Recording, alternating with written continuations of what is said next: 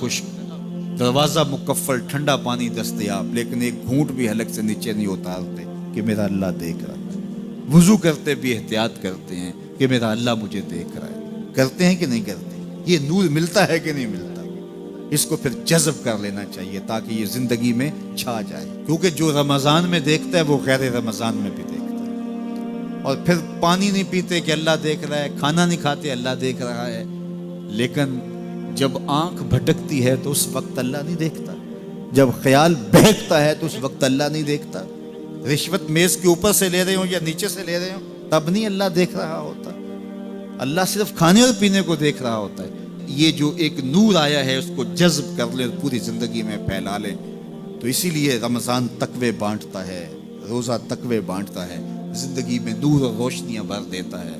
اقبال نے کہا تھا حب دولت تلف می سازت زکات، زکات حب دولت کو زائل کرتی ہے، جب اللہ کی راہ میں لٹاؤ گے تو اس سے کم بھی نہیں ہوگا۔ میرے حضور نے 3 چیزیں قسم کر کے کہی، حضرت ابو کبشہ الانماری رضی اللہ تعالیٰ عنہ سے مروی ہے۔ میرے حضور نے ارشاد فرمایا اگر کوئی شخص کسی کو معاف کر دیتا ہے تو اس کی عزت کم نہیں ہوگی، میں محمد اللہ کی قسم اٹھاتا ہوں۔ دوسری بات میرے حضور نے فرمائی کہ جو شخص مانگنے لگ جاتا ہے، سوال کا دروازہ کھول لیتا ہے، اللہ اس کے لیے محتاجی کا دروازہ کھول دیتا ہے، اس کی کبھی کمی پوری نہیں ہوتی۔ اور تیسری بات میرے حضور نے قسم کر کے کہی ما نقص مال عبد من صدقہ، کہا میں اللہ کی قسم اٹھا کے کہتا ہوں کہ صدقے سے مال کم نہیں ہوتا، صدقے سے مال گھٹتا نہیں ہے۔ تو ایک تو مال بھی نہیں گھٹے گا، یہ ضمانت کس کی ہے؟ میری نہیں ہے، یہ رسول اللہ کی ضمانت ہے۔ ایک تو مال بھی کم نہیں ہوگا، اور دوسرا یہ ہے کہ حب دولت ختم ہوگی۔ حب دولت تلف می سازت زکات، یہ ماہ سیام آ رہا ہے تو زکات سے حب دولت کو کم کیجئے، بلکہ صدقات دیجئے، نفلی صدقات کیجئے، غرباء کی مدد کیجئے، مساکین کی مدد کیجئے، اپنے غریب محتاج رشتہ داروں پہ غور کیجئے، ان کی مدد کیجئے، اپنی ہمسائیگی میں دیکھیے، پردے سے مدد کیجئے، ان کی عزت نفس بھی مجروح نہ ہو۔ یہ جو نمائش لگا کے 10 اخباروں میں چھپوا کے لوگوں کی مدد کرتے ہیں، اس سے گریز کیجئے۔ کبھی سوچیں کہ اگر آج کسی کی بیٹی لائن میں کھڑی ہے تو کل اگر یہ مرحلہ میری بیٹی کے لیے آ جائے تو پھر میرا مزاج کیا ہوگا؟ تو عزت نفس کا خیال رکھیے، لوگوں کی غربت کا تماشا نہ اڑائیے، اور لوگوں کی جو ہے وہ محتاجی کو اپنی تسکین کا ذریعہ نہ بنائیے۔ یہ تو اللہ نے تمہیں دیا اور انہیں نہیں دیا، اور وہ آزمائش کی گھڑی میں کھڑے ہیں، تم ان کے ساتھ کھڑے ہو جاؤ۔ تو لوگوں کی مدد کیجئے، دکھیوں کے کام آئیے، مساجد کی جو ہے وہ تعمیر کیجئے، مدارس دینیہ کے ساتھ وابستہ رہیے، اور لوگوں کی فلاح کے لیے، بہتری کے لیے کام کیجئے۔ اللہ نے آپ کو دیا ہے، یہ مال یہاں رہ جانا ہے۔ میرے حضور نے فرمایا ابن آدم کہتا ہے میرا مال میرا مال، اس کا مال وہ ہے جو اس نے کھایا یا پہنا اور پرانا کر دیا یا آگے بھیج دیا، باقی اس کا نہیں ہے، وہ وارثوں کا ہے۔ مرتے ہی ورثہ بن جائے گا، مرتے ہی ترکہ بن جائے گا۔ کفن بھی میلا نہیں ہونے دیں گے کہ بعض اولادیں تو بانٹ لیتی۔ اللہ اکبر، وہ گھر جو ان کے لیے بنایا تھا، ایک رات بھی تجھے اس گھر میں رکھنے کے لیے تیار نہیں ہوں گے۔ آج تیرا نام چھن گیا، آج کوئی یہ نہیں کہتا کہ پیچھے اس امام کے اور حاضر اس چودھری صاحب کے، حاضر اس میت کے۔ آج تو ڈیڈ باڈی بن گیا، آج تو میت بن گیا۔ آج خان صاحب، ملک صاحب، چودھری صاحب، پیر صاحب، مفتی صاحب، تیرے سارے ٹائٹل چھین لیے گئے۔ آج پیچھے اس امام کے اور دعا واسطے حاضر اس میت کے، آج تو میت بن گیا۔ آج تیرا لباس بھی پھاڑ کے اتارا ہے، آج تیرے انگوٹھے باندھ دیے گئے ہیں، ناک میں روئی ٹھونس دی گئی ہے۔ آج تو غسال کے رحم و کرم پہ ہیں، وہ تجھے ادھر الٹ دے یا ادھر پلٹ دے، اب تیرے پاس کوئی اختیار ہی باقی نہیں رہا۔ میاں صاحب بولے جاندی واری ڈرونا بنےو تے ہاتھ نہ لاندے ڈرتے۔ آج اولاد بھی دور ہے، پوتے اور پوتیاں بھی ڈرتی ہیں۔ جاندی واری ڈرونا بنےو تے ہاتھ نہ لاندے ڈر دے، جنہ لئی تو پاپ کمائے اج کتھے نہیں تیرے کر دے۔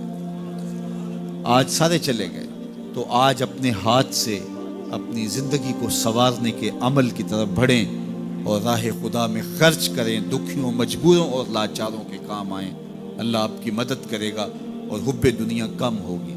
اللہ تعالیٰ جل شانہ نے سورہ عادیات میں پہلی 5 آیات میں قسمیں کی، پھر 3 آیات میں جو ہے وہ حضرت انسان کی وہ کمیاں، کوتاہیاں جن کی بنیاد پر باقی گناہ سرزد ہوتے ہیں ان کو بیان کیا، اور اس کے بعد پھر علاج بھی قرآن نے بتایا، اور کس قدر اس کو چوٹ لگائی۔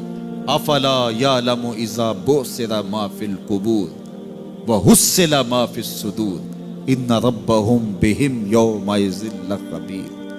افلا یعلم اذا بعثر ما فی القبور، اے اکڑ کے چلنے والے، اے ناشکر انسان، اے دولت کے پجاری، وہ وقت یاد کر جب تو قبر سے اٹھایا جائے گا۔ اس وقت کفن بھی چھین لیا جائے گا۔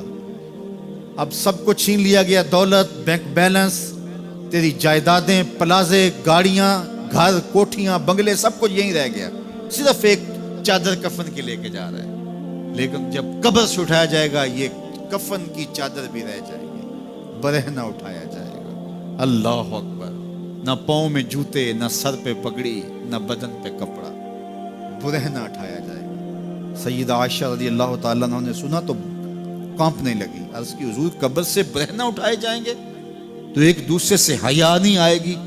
فرمایا عائشہ معاملہ اس سے بھی آگے ہے، کسی کو ہوش ہوگی تو حیا آئے گی، ہوش اڑے ہوئے ہوں گے، خوف قیامت طاری ہوگا، قبروں سے یوں لوگ اٹھائے جائیں گے۔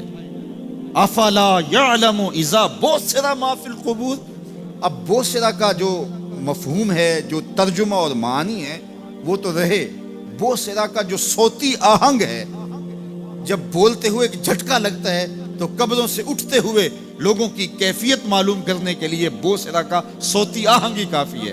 افلا یعلم اذا بعثر ما فی القبور وحصل ما فی الصدور، حصل کے اوپر جو تشدید ہے، یہ معنی کو کتنی خوبصورتی کے ساتھ ایک مجسم پیکر میں سامنے لا رہی ہے۔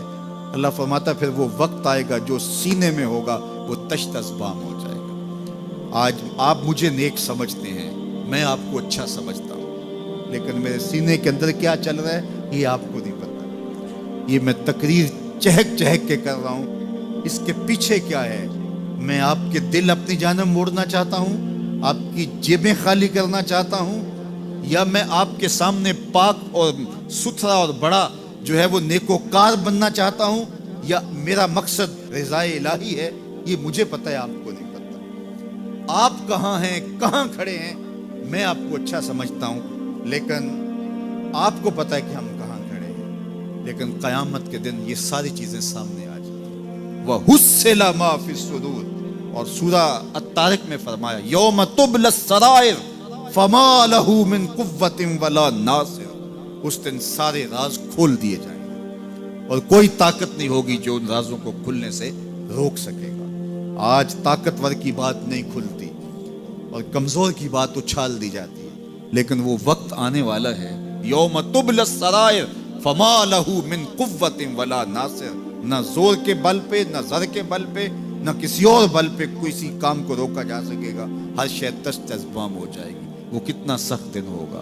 اے داور حشر میرا نامہ اعمال نہ پوچھ، اس میں کئی پردہ نشینوں کے بھی نام آتے ہیں، تو وہ کتنا سخت دن ہوگا۔ وَحُصِّلَ مَا فِي الصُّدُورِ إِنَّ رَبَّهُمْ بِهِمْ يَوْمَئِذٍ لَخَبِيرٌ، بے شک ان کا رب اس دن ان سے خوب باخبر ہوگا۔ وہ آج بھی باخبر ہے، لیکن آج کئیوں کو یقین نہیں کہ وہ باخبر ہے، لیکن اس دن سب کو یقین ہو جائے گا کہ میرا رب اس سے باخبر ہے۔ جب پرانی تصویریں چلنا شروع ہو جائیں گی، جب ساری ویڈیو سامنے آ جائے گی، زندگی میں جو جو کیا، تنہائی میں، اعلانیہ، خفیہ، جہاں جہاں جو کیا، داد عیش دی، سب کچھ تشت ازبام ہوگا، سب کچھ جو ہے وہ سکرین پہ چل رہا ہوگا، کوئی چیز بھی تشت ازبام ہونے سے نہیں رہ جائے گی۔ تو پھر بندہ کہے گا اوہو یہ تو سب میرے مالک کو پتا تھا، لوگوں کی نظروں سے چھپ سکا، رب کی نگاہوں سے تو نہیں چھپ سکا، اس کی نگاہوں سے کون چھپ سکتا ہے؟ یہ یقین آج اپنی روحوں میں اتار لو، اچھی طرح سے جذب کر لو۔ گناہوں سے بچنے کا اکثیر نسخہ ہے یہ یقین کہ میرا رب مجھے دیکھ رہا ہے۔ یہ یقین جب روح میں جم جائے، خیالوں میں اتر جائے، اعتقاد کا پختہ حصہ بن جائے، پھر بند کوٹھڑی میں بھی جرم نہیں ہو سکتا کہ میرا مالک تو مجھے دیکھ رہا ہے۔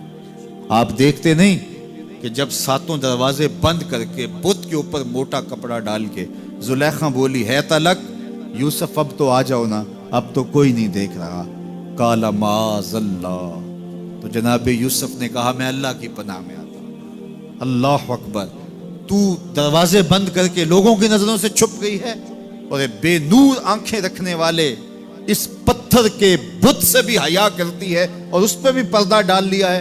جب تو اس جھوٹے خدا سے حیا کرتی ہے، میں سچے خدا سے حیا کیوں نہ کروں جو ساتویں کوٹھڑی میں بھی دیکھتا ہے۔